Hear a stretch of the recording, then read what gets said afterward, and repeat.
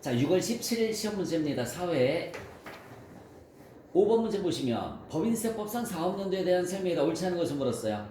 법인의 사업연도는 법령 또는 정관상에서 정하고 있는 회계기간을 우선적으로 적용하며 원칙적으로 1년을 추가할 수 없다. 맞죠? 제일 먼저 정관에 규정하지 않으면 그 다음에 언제라고 그랬죠? 법인 설립 신고할 때, 법인실 설립 신고할 때도 하지 않으면은 1월 1일부터 몇 월 며칠? 12월 31일까지로 하되 1년을 추가할 수 없다라고 말씀을 드렸습니다. 동그라미 2번. 사업연도를 변경하려는 법인은 직전에 동그라미 하세요. 직전. 다른 시험에서 당해 이렇게 나온 적도 있었단 말이에요. 그래서 직전 사업연도 종료일로부터 3월 이내야. 직전 사업연도 종료일로부터 3월 이내에 변경 신고서를 제출을 해주시면 되고요. 신설법인의 최초 사업연도 개시일은 설립 등기일도 맞습니다. 법인 설립 이전에 발생한 손익은 어떠한 경우에도 신설법인 최초 사업연도 손익에 산입할 수 없다라고 나와 있는데 4번이 틀렸습니다. 산입할 수 있습니다. 그래서 틀린 것은 4번. 6번 문제 보시면 법인세 계산구조에 따라 과세표준 계산할 때 고려되는 항목, 여러분 순차적으로 제일 먼저 뭐죠? 각 3년도 소득금액에서 제일 먼저 2월 개성금 빼주고 그 다음에 비과세 소득, 그 다음에 소득공제, 요거 순서대로 암기를 해주셔야 돼요. 자, 다시 한번 당기순익 플러스 뭐라고 그랬어요? 입금산입, 송금불산입, 마이너스 송금산입, 입금불산입은 각 3년도 소득금액, 마이너스 2월 개성금, 마이너스 비과세 소득, 마이너스 소득공제가 과세 표준이라고 그랬단 말이야. 답은 4번.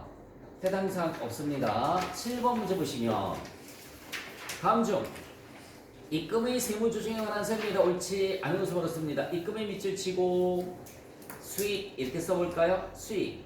입금의 밑줄 치고 수익이라고 써보세요.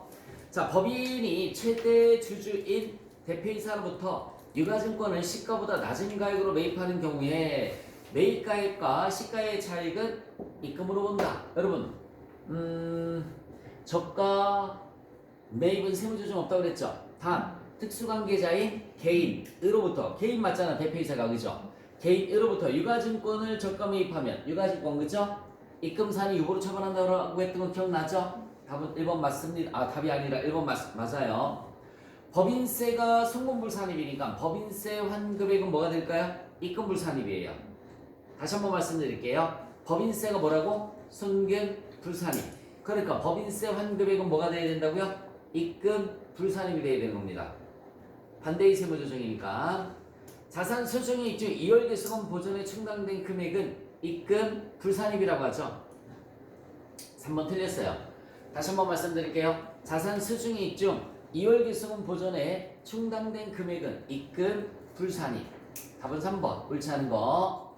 법인이 불공정한 유상증자를 통해서 특수관계인으로부터 이익을 분유받은 경우에는 입금 항목으로 본다. 맞습니다. 자, 8번. 건물에 대한 재산세. 여러분 재산세는 원래 세무조정 없거든.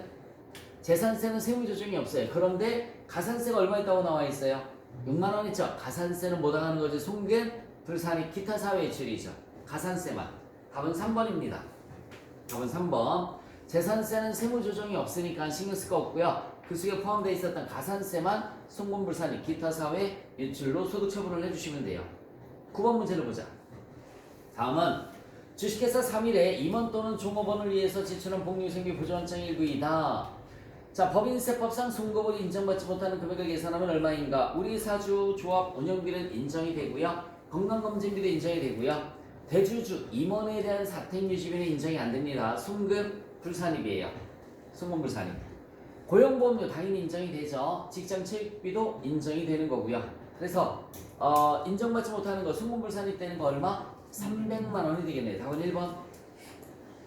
자, 주식회사 3일이 24기 한국은행에 정기예금을 1년 만기 가입을 했습니다.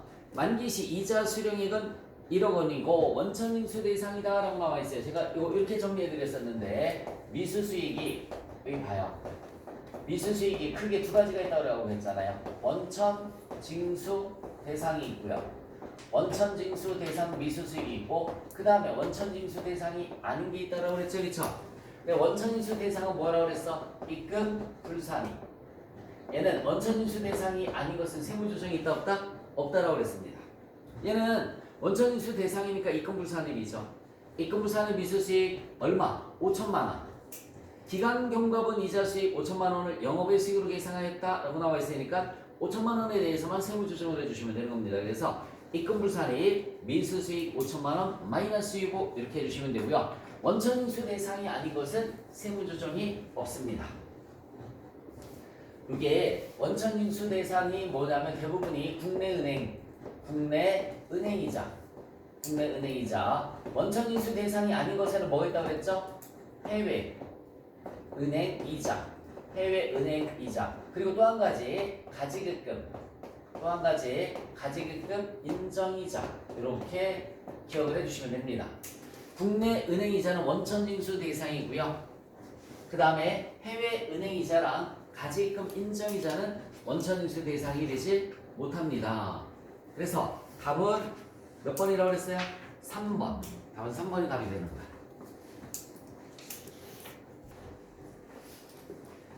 여기 보자. 이게 원천인수 대상이 왜 입금불산에 입었는지 묻히다. 이게 그냥 암기하는 것보단 한번 설명해주고 넘어가는 게 좋을 것 같아요. 여기 보자. 2024년도에 정기예금을 했어요. 4월 1일에 정기예금을 했습니다. 1,000만 원. 대신에 보통예금 1,000만 원. 보통예금 1,000만 원. 이자율은 연 12%예요. 이자율은 연 12%. 그러면 12월 31일에 차변의 미수수익 9개월이죠. 4, 5, 6, 7, 8, 9, 10, 11, 12 9개월이죠. 그러면은 1,000만 원에 12%면 120만 원이고 120만 원 중에 9개월치 90만 원을 이렇게 미수수익 대변에 이자 수익 이렇게 분개를 해준단 말이야. 됐죠? 그러면 수익에서 비용을 빼서 단기 순이익을 계산을 할 때 여기에 90만 원이 갑니다. 얘가 이렇게 90만 원이 가는 거야. 그럼 순이익이 얼마 나올까요? 90만 원 이렇게 나옵니다. 그 다음 연도에 받았어. 그 다음 연도 3월 31일에 원리금을 수령을 했습니다. 그러면 첫 번째 원금 분개를 한번 해볼게요. 원금은 다시 돌려받는 거잖아. 보통 예금이 얼마? 1,000만 원. 대변에 정기 예금이 얼마가 될까요? 1,000만 원. 이렇게 받겠지. 그 다음에 이제 이자 받는 거 분개를 한번 해볼까요? 이자. 얼마 받는다라고 그랬어요? 이자 얼마 받는다라고 그랬어요? 120만 원 받는다라고 그랬지, 그치? 1년치 이자가 1,000만 원에 12%면 120만 원이잖아. 근데 작년도 얼마 있어요? 90만 원 있죠? 그럼 대변에 미수수익이 90만 원이고요. 이자 수익은 이해 이자 수익은 얼마가 되는 거야? 30만 원 이렇게 되는 거예요. 그리고 차변에 세금 뗀 거 뭐라고 할까요? 선납세금. 그냥 원래 15.4%인데 다시 몇 프로? 15.4%. 지방소득세 포함해서 15.4%인데 내가 그냥 계산하기 편안하게 10만 원이라고 가정을 할게요. 10만 원이라고 가정. 그럼 나머지 이제 보통 예금으로 얼마 받을까요, 여러분들? 110만 원을 받으면 되겠지. 보통 예금으로 110만 원 이렇게 받았어요. 그럼 본래 수익 마이너스 비용은 단기 순이익을 계산할 때 여기 얼마 있어? 이자 수익이 30만 원. 그러면 여기도 30만 원. 이렇게 기업회계 기준은 발생주의 원칙이야. 다시 한번 무슨 주의 원칙이라고요? 발생주의 원칙에서 여기 90만 원 여기서 얼마 인식하는 거야? 30만 원을 인식을 하는 건데 문제는 잘 봐요. 문제는 공식이 는 이렇게 해주면은 각 사업년도 소득금액이 나와요. 각 사업년도 소득금액에서 다시 는 해서 내려가면 너무 좁다. 옆에다 쓸게요. 옆에다 쭉 써볼게. 법인세법은 단기 순이익 플러스 마이너스 는 하면 뭐가 나오지? 각 사업년도 소득금액이 나오고요. 점점점 는 이렇게 해서 과세표준이 나옵니다. 과세표준 곱하기 세이율 이렇게 하면은 산출세액이 나오고요. 산출세액에서 세액공제를 빼주시면 세 공제를 빼주시면은 결정세액이 나옵니다. 결정세액이 나와요. 그리고 마이너스 여기에 기납부세액에 뭐가 들어가냐면 원천세가 들어간단 말이에요. 기납부세액에 원천세가 들어가요. 자, 그러면 만약에 세무조정이 없다라고 가정을 하면 여러분 여기 이해가 가면 좋고 안 가면 패스. 세무조정이 없다라고 가정을 하면 2024년도에 당기순이익이 90만 원이에요. 90만 원. 잘 봐야 돼. 어렵진 않아요. 2024년도에 당기순이익 90만 원. 2025년도에는 당기순이익이 얼마예요? 30만 원이죠. 만약에 세무조정이 없으면 얘가 얼마 나올까? 90만 원. 그리고 얘가 얼마 나올까? 90만 원. 세율이 10%로 그냥 가정을 할게요. 계산하기 편안하게. 90만 원에 10%면 얼마 나올까? 9만 원. 얘가 얼마 나오지? 9만 원. 이렇게. 자, 얘 세무조정이 없으면 얼마 나오지? 30만 원. 얘도 얼마 나오죠? 30만 원. 10%로 가정하면 얼마예요? 3만 원. 그래 얘가 얼마 나오지? 3만 원. 근데 기납부세 원천세가 지금 얼마 있어요? 여기에서 10만 원 있단 말이죠. 2024년도에 있고 2025년도에 받았지, 그치? 그러니까 저기 원천세가 10만 원 있으니까 여기서 10만 원 이렇게 대응이 된단 말이야. 세금 대응이 안 된다고요. 얘는 얼마에 대한 거야? 30만 원에 대한 거지. 근데 얘는 얼마에 대한 거야? 120만 원에 대한 거지. 우리가 수입과 비용 대응 원칙에 의해서 수입과 비용이 대응되듯이 얘도 역시 마찬가지. 120만 원에 대해서 10만 원이 대응이 돼야 되는데 30만 원과 120만 원에 대한 원천세가 대응이 된단 말이에요. 그래서 한 번만 다시 30만 원에 대해서 세금 계산한 거잖아. 근데 얘는 얼마에 대해서 세금 계산한 거야? 120. 그래서 세금 대응이 안 된다고. 때문에 여기에서 마이너스 입금물 상입을 하는 거야. 90만 원. 마이너스 유보. 이렇게. 그래서 여기서는 세금 내지 말란 얘기지. 여기서는 세금 내지 말란 얘기죠. 세금 내지 말아라. 여기는 원천세 자체가 없으니까. 그럼 언제 세금 내느냐? 받았을 때 세금 내라는 얘기지. 입금물 산입의 반대는 뭐죠? 플러스 입금 산입. 얼마 해주면 돼 이제? 90만 원. 유보. 여기서 이제 못 받은 거 여기서 받았잖아, 그치? 플러스 90만 원. 그럼 얼마에 대해서 세금 계산이 되는 거예요? 120. 얘도 얼마죠? 120. 120에 10%면 얼마지? 12만 원. 얘 얼마 나오죠? 12만 원. 10만 원 빼면 얼마예요? 2만 원. 120에 대해서 세금을 계산한 거고 120에 대해서 선납세금 계산한 거고. 이해 가십니까? 이런 개념으로 생각을 해주시면 되는 거예요. 그래서 원천징수 대상은 원천세가 나중에 기납부세액으로 공제를 받아야 된단 말이에요. 원천징수 대상은 나중에 원천세가 기납부세액으로 공제를 받을 때 그때 세금 내라 라는 얘기야. 그래야지만 세금이 대응되니까. 근데 원천징수 대상이 아닌 거는 여기서 기납부세액으로 공제받을 거 있어요? 없어요? 없어요. 언제 내도 상관이 없는 거지, 그치? 그래서 세무조정할 게 없다라는 얘기고요.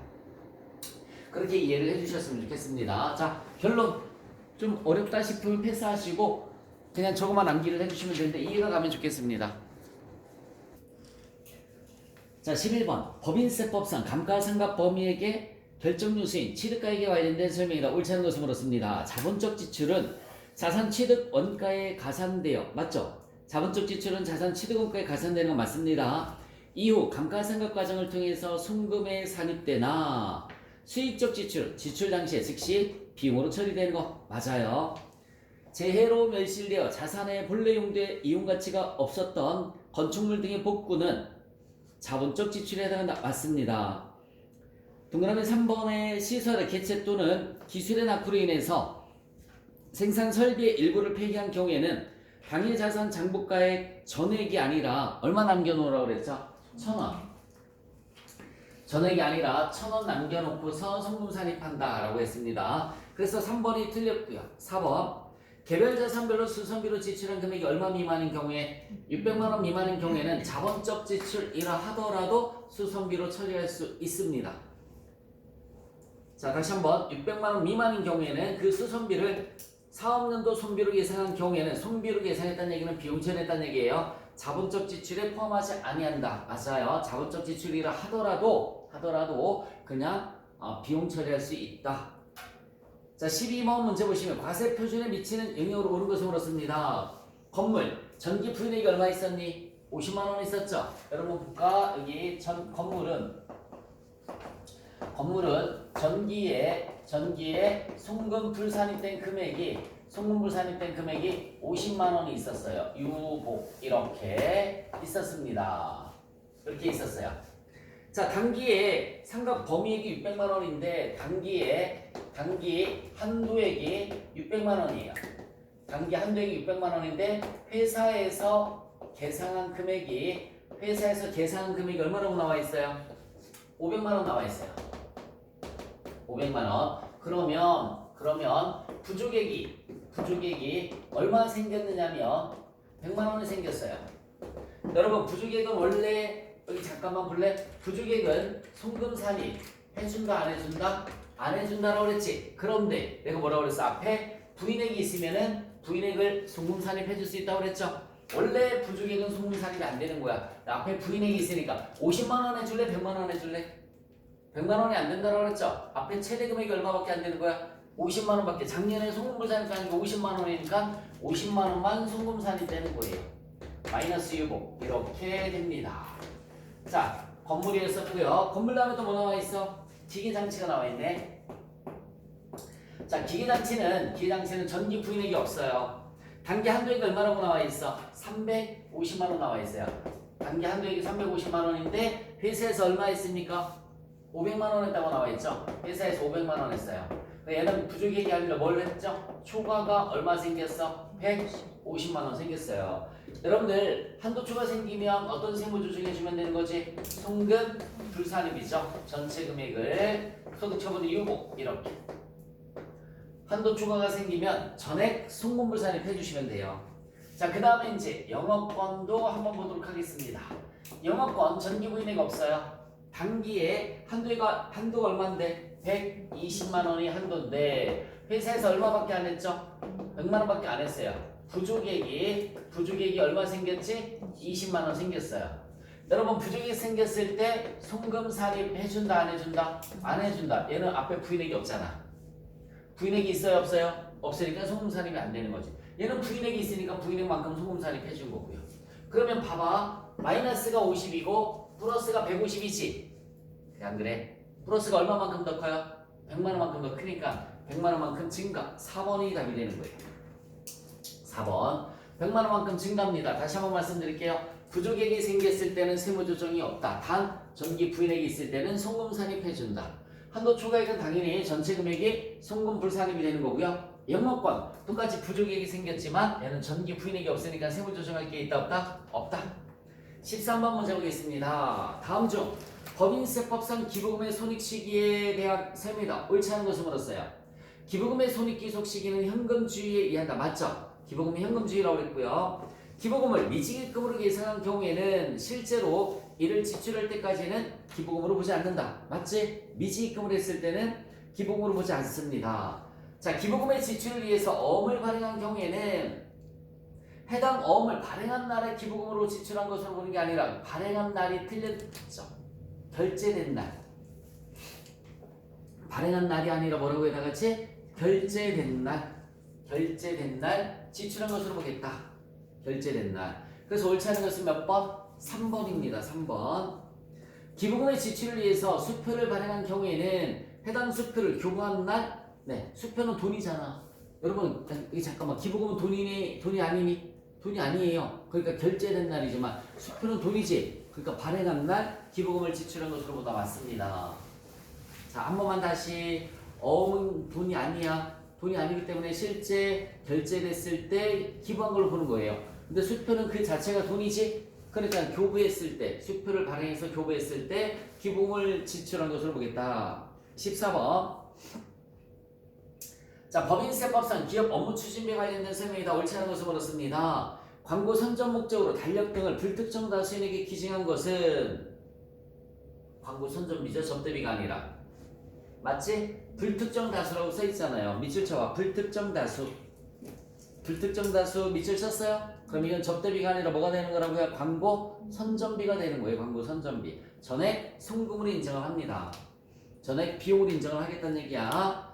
자, 동그라미 2번. 기업 업무 추진비를 금전이 아닌 현물로 제공을 했을 때 현물 접대비 얘기하는 거죠. 그렇죠? 장부가액과 시가 중 큰 금액이라고 했습니다. 맞죠? 장부금액과 시가 중 큰 금액을 기업 업무 추진비로 봅니다. 동그라미 3번. 특정 거래처의 광고 특정 거래처이겠지. 동그라미 1번은 불특정 다수에 있었고, 그치? 다시 한번. 특정 거래처. 동그라미 3번은, 동그라미 1번은 불특정 다수인. 불특정은 무조건 광고 선점비라고 그랬죠. 근데 동그라미 3번은 특정 거래처니까 적대비야. 그런데 광고 선점 물품으로 아무리 광고 선점 물품이라 하더라도 특정 거래처는 적대비예요. 그런데 10,000원 상당의 달력과 25,000원 상당의 컵을 기증하였다. 그래 25,000원을 기업 업무 추진비로 본다라고 나와 있는데 메모 한번 해보세요. 개당 3만원 이하의 물품, 개당 3만원 이하의 물품, 괄호를 닫고 연 5만원 이내, 연 5만원 이내까지는 전액 송금으로 인정한다. 까지는 전액 송금으로 인정한다. 다시 한번 말씀드릴게요. 개당 3만원 이하의 물품을 연 5만원 이내에서 제공을 했을 때는 전액 송금으로 인정을 한다. 이 얘기는 뭘까? 실무적으로 분계를 접대비로 하는 얘기야? 광고 선점비로 하는 얘기야? 광고 선점비로 하는 얘기예요. 접대비 즉 기업 업무 추진비로 하면은 조정 들어가야 된단 말이야. 여기 날 잠깐만 봐봐. 계정 과목 선택할 때 기업 특정 거래처에 선물해 준 거라고 해서 기업 업무 추진비로 하면 조정 들어가야 돼요. 근데 전액 송금으로 인정받을 수 있다고 했지? 있다라고 그랬죠? 그러면 기업 업무 추진비로 하지 말고 뭘로 하는 얘기야? 광고 선점비로 하는 얘기입니다. 그러면은 조정 없이 전액 송금으로 인정을 받을 수 있다. 개당 얼마이야? 3만원이야. 연 얼마 이내에서? 5만원 이내에서 줬을 때는 광고 선점비로 해도 된다라는 얘기입니다. 근데 담당자가 모르고 기업 업무 추진비로 해서 뭐 조정 나가면 되는 거지 뭐. 그죠? 자 3번 틀렸습니다. 기업 업무 추진비로 본다가 아니라 광고 선점비로 본다 이렇게 나와 있었어야 되는 거야. 동그라미 4번. 기업 업무 추진비 관련 부가세 매입세 불공제액은 기업 업무 추진비로 본다. 여러분 여기 잠깐만 고개 들어보세요. 거래처 선물을 구입했어요. 거래처 선물을 구입했습니다. 공급가액은 10만원이고요. 부가세 별도 이거 분계 어떻게 한다고 그랬지? 대변에 현금 11만원, 차변에는 기업 업무 추진비 10만원, 부가세 대급금 만원 이렇게 분계한다고 그랬니? 아니죠, 그쵸? 기업 업무 추진비를 이렇게 분계 안 하지, 그치? 어디에다 포함시켜요, 여러분들? 기업 업무 추진비에다 이렇게 포함시키잖아. 그 내용이잖아요.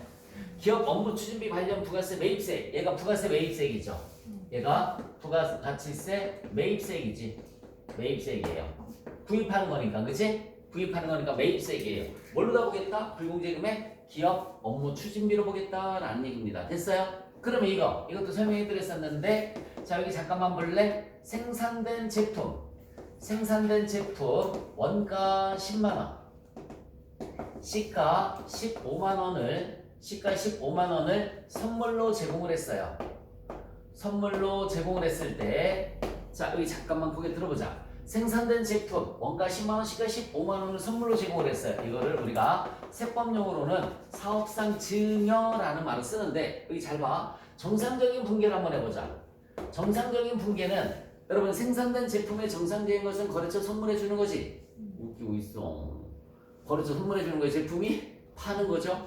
팔았을 때 분계는 어떻게 하니? 대변에 제품 매출. 대변에 제품 매출 얼마예요? 원가로 팔을 거야? 시가로 팔을 거야? 시가로 팔아야지. 15만원. VAT의 수금이 얼마죠? 15,000원. 차분의 현금 16만 5천원. 이게 정상적인 분계야.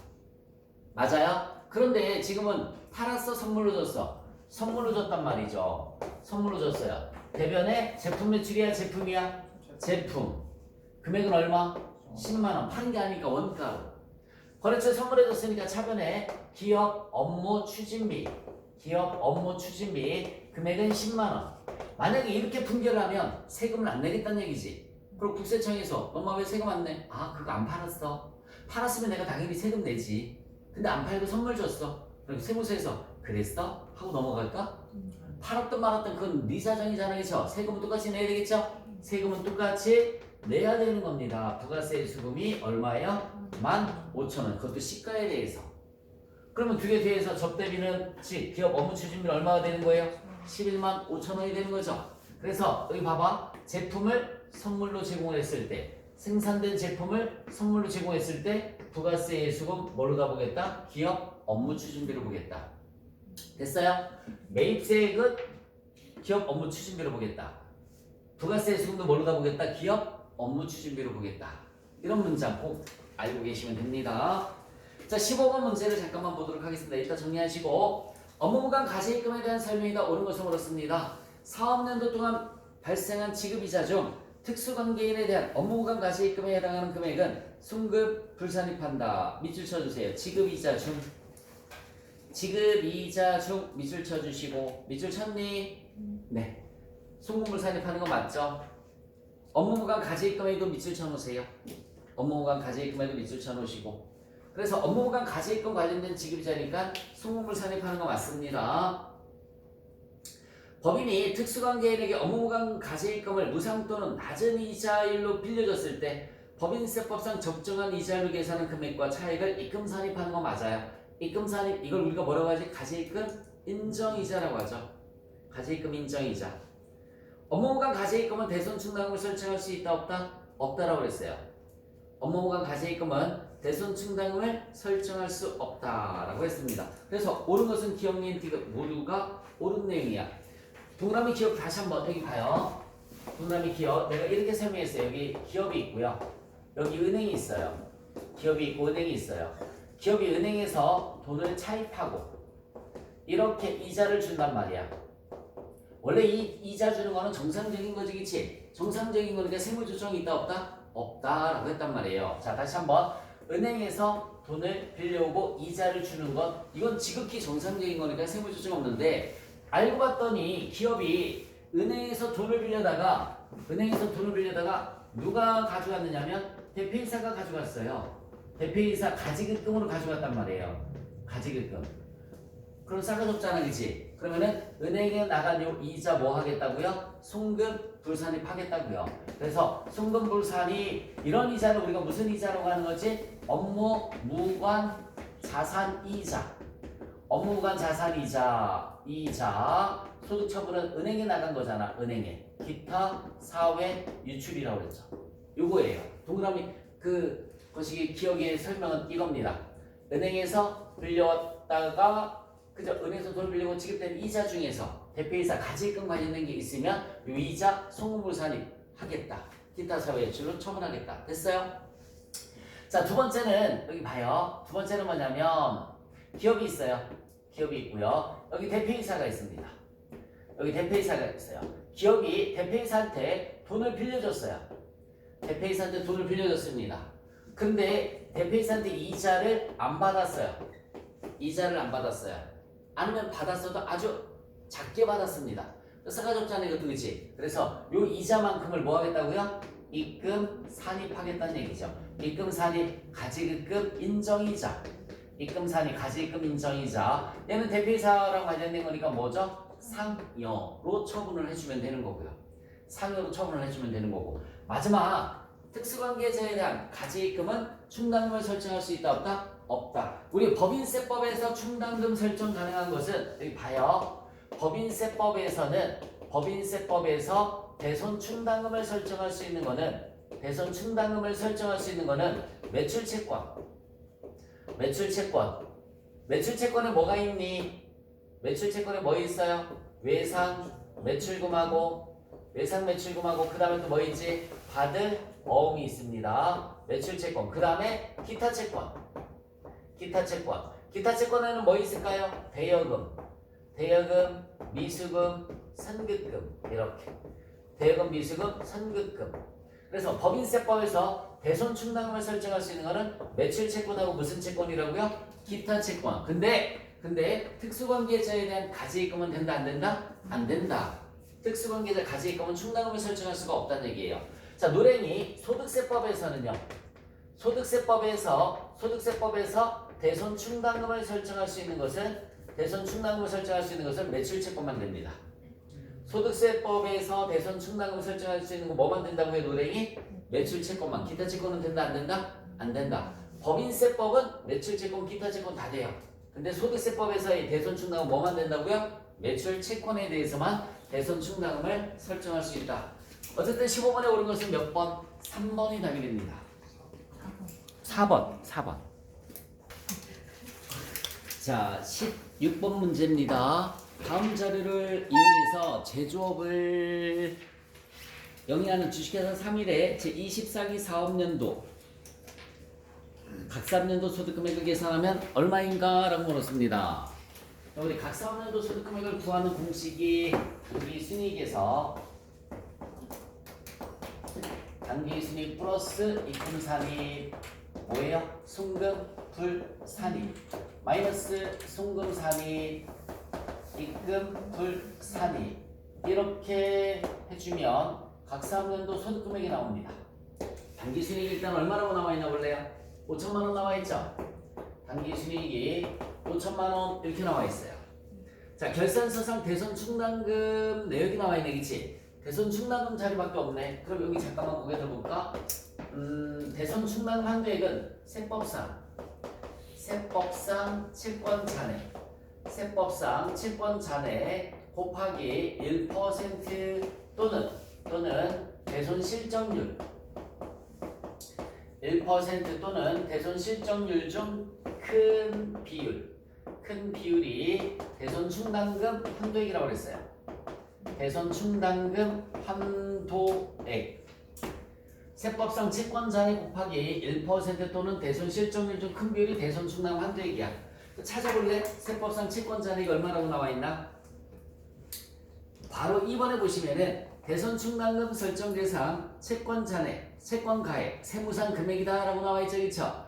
거기 보시면 전기가 나와 있고 뭐가 나와 있어요? 단기가 나와 있지. 단기만 얼마라고 나와 있어? 1억. 자, 1억 곱하기 1% 또는 대손 실적률 중 큰 비율이라고 했는데 이 대손 실적률은 어떻게 계산을 해주면 되느냐면 대손금 시인액 나누기 기초채권 잔액이라고 그랬어요. 나누기 기초채권 잔액. 이 기초채권 잔액을 다른 말로 뭐라고 하느냐면 전기말 채권 잔액이라고 그랬단 말이야. 거기 전기말 채권 잔액이 괄호 2번에 나와 있죠, 그쵸? 얼마라고 나와 있어요? 1억 2천. 전기말 채권 잔액 1억 2천만 원 나와 있어요. 전기말 채권 잔액은 1억 2천만 원 나와 있고 요거 구해보자. 대손금 시인액. 대손금 시인액은 대손 충당금 감소액 중에 찾으시면 돼요. 대손 충당금 감소액이 얼마라고 나와 있어? 800만 원 나와 있지. 근데 이 중에서 대손 사육 및 충족으로 송금불 산입된 금액이 얼마 있대요? 200만 원 있대요. 그럼 나머지 600만 원이 시인당했다는 얘기야. 시인받았다는 얘기예요. 자, 다시 한번 대손 충당금 감소를 분개를 하면 여러분 여기 잠깐만 거기 들어봐요. 대손 충당금 감소를 분개를 하면 이렇게 되는 거란 말이야. 차변의 대손 충당금, 대변의 외상매출금 이렇게 분개가 되겠죠. 외상매출금 이런 분개야. 못 받은 거 분개를 한 거라고요. 얼마? 800만 원. 그래서 차변의 대손 충당금 800만 원, 대변의 외상매출금 800만 원 이렇게 분개를 한 거라고요. 이렇게 분개를 했는데 이 중에서 얼마가 부인당했어요? 송금을 산입된 금액이 얼마래? 200만 원이래. 그러면 송금으로 인정받은 금액은 얼마라고요? 600. 즉 대송금 시인액이 600만 원이다 라는 걸 알 수가 있는 거야. 이런 시험 문제 스타일의 유형은 예전에는 없었던 문제 유형이에요. 그러니까 쉬운 거는 아니었었다는 얘기인데 이제 익숙해져야 되겠죠. 자, 어쨌든 대손 충당금 감소가 바로 뭐냐면 대손금이야. 대손금인데 이 중에서 200만 원이 부인당했으니까는 600만 원은 시인이다라는 그런 의미예요. 자, 그러면 여러분 대손금 시인액이 600만 원이죠. 600만 원 나누기 기초채권 잔액이 얼마예요? 1억 2천만 원. 그러면 5% 나오잖아. 1% 또는 대손 실적률 중 큰 비율이니까 5%가 크죠. 오케이? 그러면 1억 곱하기 5% 하면 대손 충당금 한도액이 얼마 나오지? 500만 원 나오잖아요. 얘랑 뭐랑 비교를 해주라고 그랬어요?